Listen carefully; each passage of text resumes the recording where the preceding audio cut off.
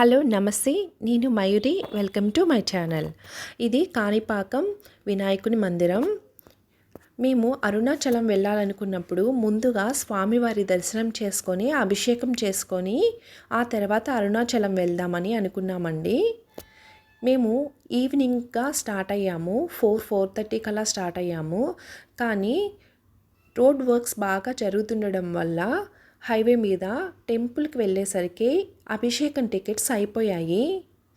అందువల్ల మేము నైట్ అక్కడే స్టే చేసి ఎర్లీ మార్నింగ్ అభిషేకం టికెట్ బుక్ చేసుకొని అభిషేకం చేయించుకొని అలా అరుణాచలం బయలుదేరుతామని అనుకున్నాము.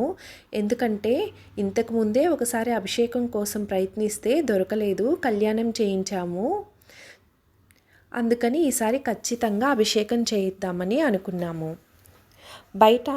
మేము ఈవినింగ్ వచ్చేసరికి బయట షాప్స్ అవి ఉన్నాయి కదా, కాసేపు పిల్లలు అలా షాపింగ్ చేసుకున్నారు.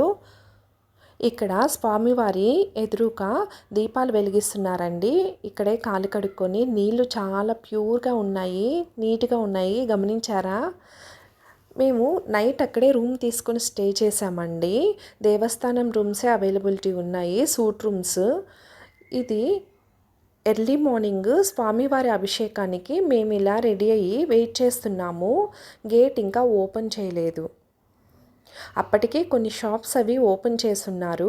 ఇదిగోండి, ఇక్కడి నుంచే ఎంటర్ చేస్తారు అభిషేకం టికెట్ కోసము. ఇక అభిషేకం పూర్తి చేసుకొని బయటికి వచ్చామండి. ప్రసాదం అది తీసుకున్నాము, స్వామివారి ప్రసాదం.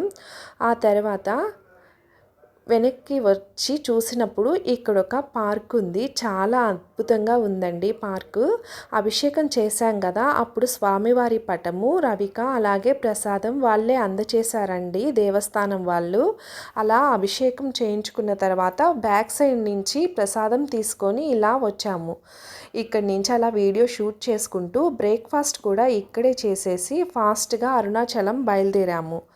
ఆ రోజు అరుణాచలం కంటే ముందే మాకు వేలూరు టచ్ అవుతుందండి.